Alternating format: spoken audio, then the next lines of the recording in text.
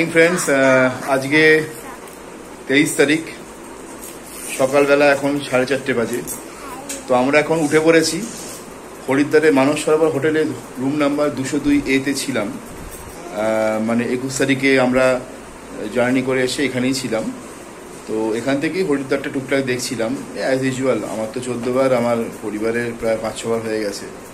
তো যাই হোক, আপাতত এই ঘরের মধ্যে আছি। সকালবেলা কি করছি, সকালবেলা উঠে আমরা যাত্রা শুরু করার উদ্দেশ্য নিয়ে একটা বেরোচ্ছি, সেটা হচ্ছে টুয়ার্ডস কল্পেশ্বর, চোপতা, তুঙ্গনাথ। আমরা তুঙ্গে থাকবো এবার, তুঙ্গে। তো সেই তুঙ্গে থাকার জন্য সবাইকে নিয়ে ট্রেকিং করার জন্য বেরোচ্ছি। আমরা রেডি হয়ে গেছি। তো এই আমাদের ঘর, ঠিক আছে। এখানে অলরেডি আমার ছেলে রেডি আছে, আর আমার গিন্নি রেডি হয়ে ভাবছে কি করবে না শুয়ে আছে। আর আমার মেয়ে কোথায়, আঁখি? হ্যাঁ, আঁখিও চলে এসছে। আঁখি বারবার জিভ বার করে, আমি কতবার বলি জিভ বার করিস না, কিন্তু জিভ বার করে। এটাই হয়তো স্টাইল, অভ্যাস হয়ে গেছে। সত্যিকার বাজে অভ্যাস হয়ে গেছে, বদ অভ্যাস, সেটা কাটাতে হবে। হ্যাঁ, যাই হোক, তো এই হচ্ছে কথা। আমরা এবার বেরোবো, রেডি হব। আমাদের সেই রবি ভাই, যে রবি ভাইয়ের সঙ্গে আমাদের 2021 সালে আলাপ হয়েছিল, এবং যে রবি ভাই আমাদেরকে কেদারনাথ, তুঙ্গনাথ সব করে দিয়েছিল, বানাগ্রাম, সে রবি ভাইয়ের সঙ্গে আবার সাক্ষাৎ হয়েছে, আবার তাকে কন্ট্যাক্ট করেছে। সে আবার আমার ভাই হিসেবে আমার কাছে এসছে এবং সে গাড়ি ব্যবস্থা করে দিয়েছে। সেই গাড়ি করে আমরা এবার রওনা দেব। পথে চলতে চলতে নানা রকমের পাহাড়ি সৌন্দর্য দেখতে দেখতে আমাদের সময় কাটবে, এবং সেই সমস্ত মুহূর্তগুলো আপনাদের সঙ্গে শেয়ার করব। দেখতে থাকুন born to be traveller, Sourav আপনাদের সঙ্গে থাকুন।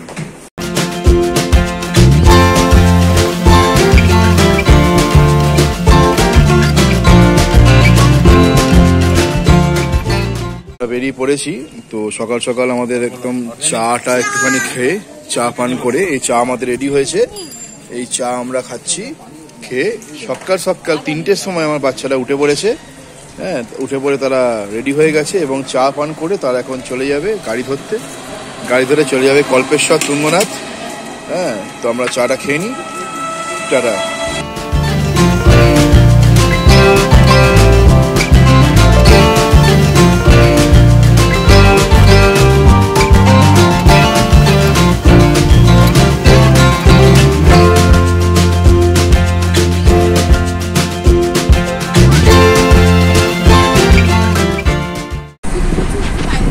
বন্ধুরা নমস্কার, আমরা বেরিয়ে পড়েছি সপরিবারে কল্পেশ্বর, পঞ্চকেদার আর তৃতীয় কেদার, তুঙ্গনাথের উদ্দেশ্যে। প্রথমে যাব আমরা কল্পেশ্বরে ভিজিট করে আমরা আজকেই উখিমঠে বাগবাড়ি গেস্ট হাউসে পৌঁছে যাব। তো দূরে মনসা দেবী টেম্পল দেখা যাচ্ছে, লাইট জ্বলছে।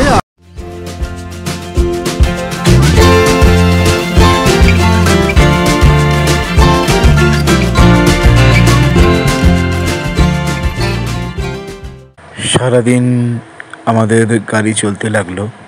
তারপরে আমরা সকালবেলা মোটামুটি ওই ধরুন 6টা-7টা নাগাদ পৌঁছে গেলাম দেবপ্রয়াগে। আমরা গাড়ি থামালাম একটুখানি জলখাবার করে নেবার জন্য। দেবপ্রয়াগ সত্যি খুব সুন্দর একটা শহর।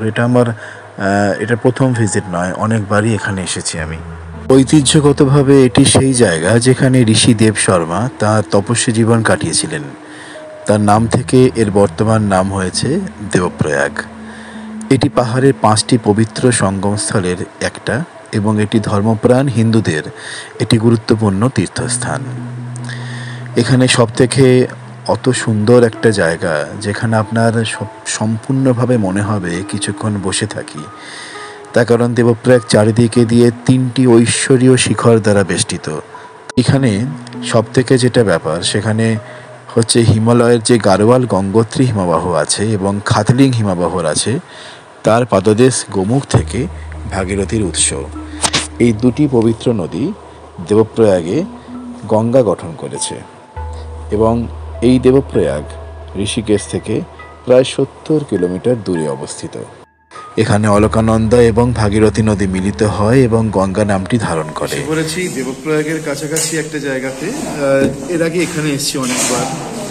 তো এবার এসেছি ব্রেকফাস্ট করতে। এখন ঘড়িতে মোটামুটি 7:30 বাজে। তো ভোরবেলা 5টার সময় যাত্রা শুরু করে এখন 7:30 বাজে।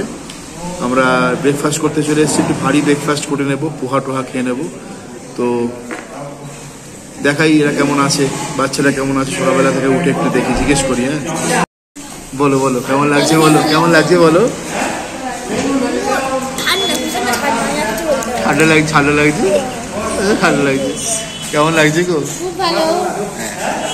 বলো তোমার কেমন লাগছে? ভালো লাগছে। আচ্ছা, ভালো লাগছে তো? আর জিভ বার করবে না, জিভ বার করবে না। তো এসে গেছে আমাদের কাছে গরম গরম পোহা, 70 টাকা প্লেট, খুব সুন্দর। আমরা 4 জনে নিয়েছি 1 প্লেট করে পোহা।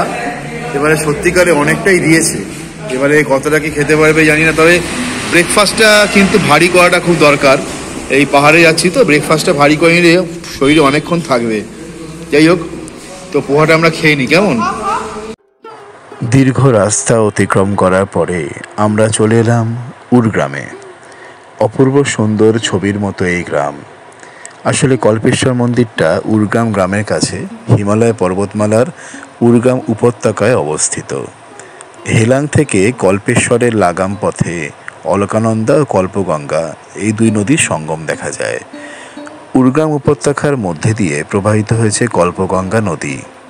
উরগ্রাম উপত্যকা একটি ঘন বনাঞ্চল। উপত্যকায় আপেলের বাগান এবং সুন্দর ক্ষেত্র রয়েছে চাষাবাদের, যেখানে আলু ব্যাপকভাবে জন্মগ্রহণ করে। যাই হোক, তো ছবির মতোই উরগ্রাম শহরের বিভিন্ন রূপপর্যায়ে আমরা দেখতে চলে এলাম কল্পেশ্বর মন্দিরের কাছে।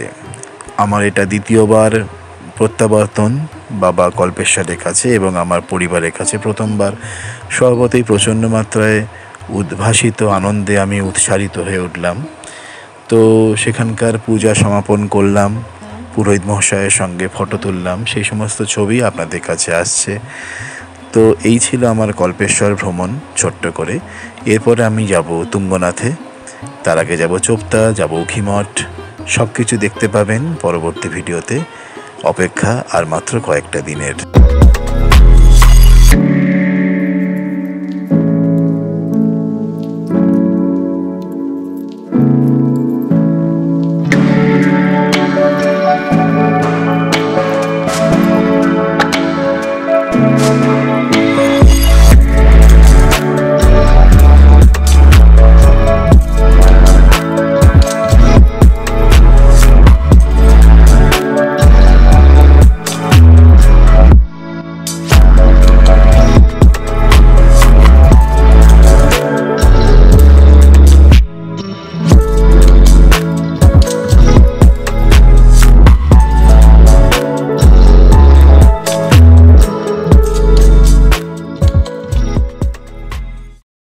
গুড আফটারনুন, কল্পেশ্বর থেকে বলছি।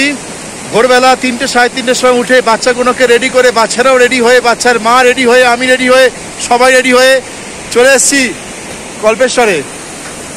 এই হচ্ছে আমার পরিবার, আমার দ্বিতীয়বার, এনাদের প্রথমবার। তো এদিকে দেখা আঁকি, জিপ পার করবি না, ঠিক আছে? তো এই হলো ব্যাপার। আমরা চলে এসেছি কল্পগঙ্গার সামনে, বইছে, একটু দেখাবো। এই দেখুন কল্পগঙ্গা, এত সুন্দর পরিস্থিতি, এত সুন্দর পরিবেশ। আমাদের যে অঞ্চলে আমরা থাকি, হাওড়া কলকাতার এত চেঁচামেচি হইহুল্লোড়ের থেকে এখানে শুধুমাত্র গঙ্গার একটা সুন্দর আওয়াজ আপনার কানে প্রতিধ্বনিত হচ্ছে। এই দেখুন তার ফ্লো। এই হচ্ছে কল্পগঙ্গা, আর এই হচ্ছে পাতাল গঙ্গা। এই হচ্ছে পাতাল গঙ্গা।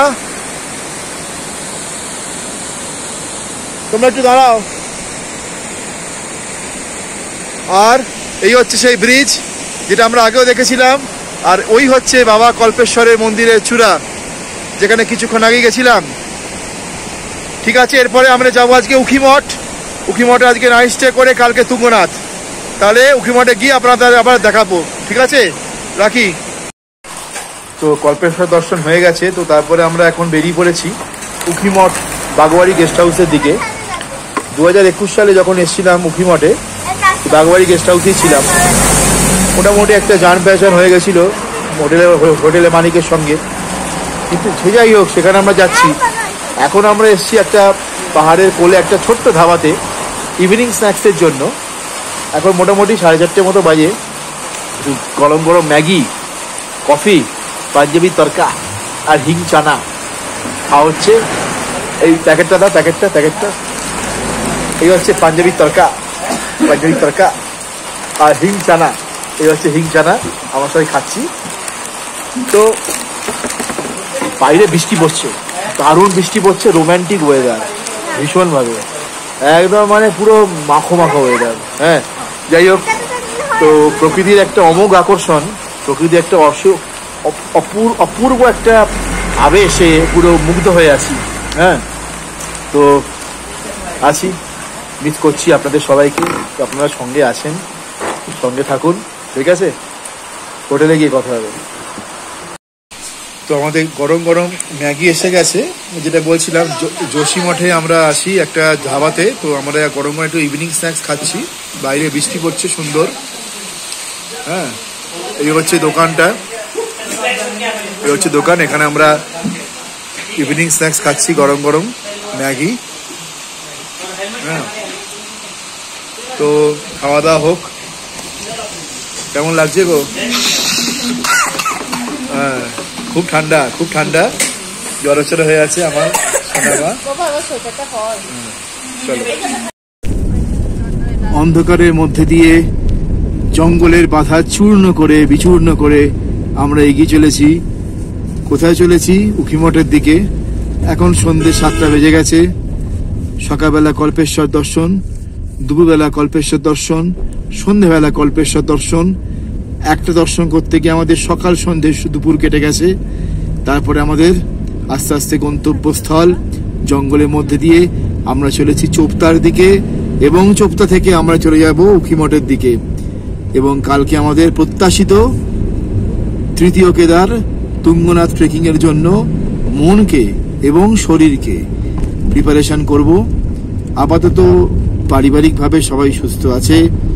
হ্যাঁ, জয় ভোলে মহেশ্বর। অন্ধকারের রাস্তার ছবি খুশি আলাদা, সত্যিকারের।